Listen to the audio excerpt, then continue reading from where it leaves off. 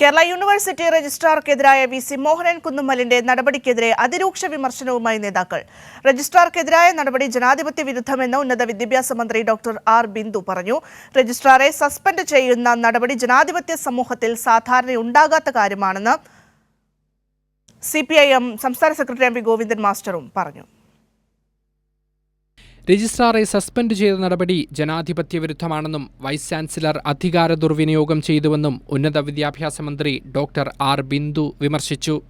Vice chancellor വളരെ പ്രകടമായ അധികാര ദുർവിനിയോഗമാണ് നടത്തിയിട്ടുള്ളത്. യാതൊരു കാരണവശാലും അദ്ദേഹത്തിന് രജിസ്ട്രാറെ സസ്പെൻഡ് ചെയ്യാനുള്ള അധികാരമില്ല. അത് തീർച്ചയായും അമിതാധികാര പ്രയോഗമാണ് എന്ന് തന്നെയാണ് പറയാനുള്ളത്. പ്രതിഷേധമുയരുമ്പോൾ രജിസ്ട്രാറെ സസ്പെൻഡ് ചെയ്യുന്ന നടപടി ജനാധിപത്യ സമൂഹത്തിൽ സാധാരണയുണ്ടാകുന്ന കാര്യമല്ലെന്നും നടപടിയിൽ ശക്തമായ പ്രതിഷേധം രേഖപ്പെടുത്തുന്നതായും CPIM സംസ്ഥാന സെക്രട്ടറി എം.വി. ഗോവിന്ദൻ മാസ്റ്റർ പറഞ്ഞു. യൂണിവേഴ്സിറ്റി രജിസ്ട്രാറെ സസ്പെൻഡ് ചെയ്യുക എന്ന് പറയുന്നത് ഒരു ജനാധിപത്യ സമൂഹത്തിൽ സാധാരണ രീതിയിൽ ചെയ്യുന്ന ഒരു കാര്യമല്ല. അപ്പോൾ അത് ശക്തിയായിട്ട് എതിർക്കപ്പെടേണ്ടുന്ന ഒന്നാണ്. നിയമപരമായ കാര്യങ്ങൾ ഉൾപ്പെടെ ഇതുമായി ബന്ധപ്പെട്ട് പരിശോധിക്കേണ്ടതുണ്ട് എന്നാണ് എനിക്ക് ചൂണ്ടിക്കാണിക്കാനുള്ളത്. എല്ലാ അർത്ഥത്തിലുള്ള പ്രതിഷേധവും രേഖപ്പെടുത്തുകയാണ്. ഉന്നത വിദ്യാഭ്യാസ മേഖലയെ തകർക്കുന്ന നിലപാടാണ് നിരന്തരം ഗവർണർ രാജേന്ദ്ര വിശ്വനാഥ് ആർലേക്കർ നടത്തുന്നതെന്ന് ധനമന്ത്രി KN ബാലഗോപാൽ പ്രതികരിച്ചു. കേരളത്തിലെ വിദ്യാഭ്യാസ രംഗവും കേരളത്തിലെ പൊതു സംവിധാനങ്ങളും സംരക്ഷിച്ച് മുന്നോട്ട് പോകാനും സംസ്ഥാനത്തിൻ്റെ പൊതു താല്പര്യം സംരക്ഷിക്കാനും ഉത്തരവാദിത്വമുള്ള ആളാണ് ഗവർണർ. നിയമവിരുദ്ധമായ കാര്യങ്ങളാണെന്നാണ് വാർത്തകളിൽ ഞാൻ കണ്ടത്.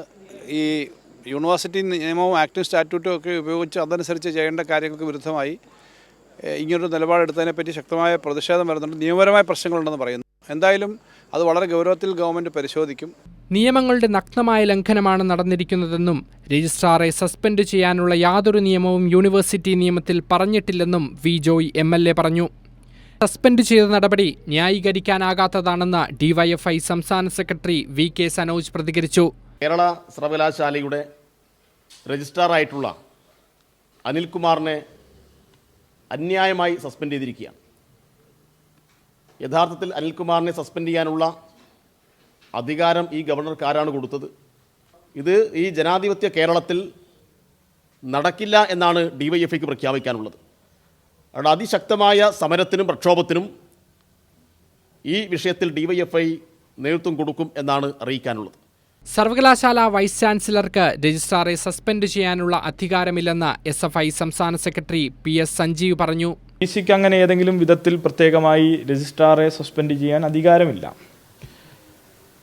ആ അധികാരം സിൻഡിക്കേറ്റിനാണ്. എന്നാൽ സിൻഡിക്കേറ്റിനോട് ആലോചിക്കാതെ, സിൻഡിക്കേറ്റിൻ്റെ അഭിപ്രായം തേടാതെ ഏകപക്ഷീയമായി സംഘപരിവാർ താൽപ്പര്യങ്ങൾക്ക് വിരുദ്ധമായി രാജ്യത്തിൻ്റെ ഭരണഘടന ഉയർത്തിപ്പിടിക്കുന്ന ആ നിയമം, സർവകലാശാലയുടെ പൊതു നിയമങ്ങൾക്ക് വിരുദ്ധമായുള്ള ഇടപെടലാണ് ഇന്ന് VCയും കേരള VCയും ഗവർണറും കാഴ്ചവെച്ചുകൊണ്ടിരിക്കുന്നത്.